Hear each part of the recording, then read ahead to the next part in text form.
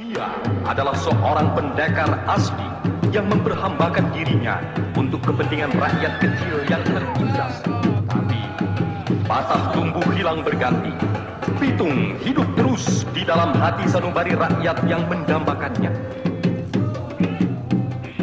Selama masih ada penjajah di muka bumi ini, selama itu pula pahlawan-pahlawan bangsa akan bertumbuh. Kalau bukan karena mentari kagak bakalan mau kembang bersih.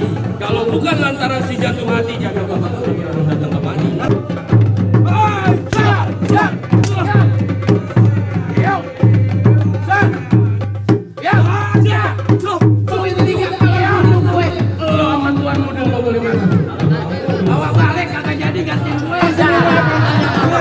Bang beli bawang dikasih pisang makan candil rasanya manis. Yang orang kecil-kecil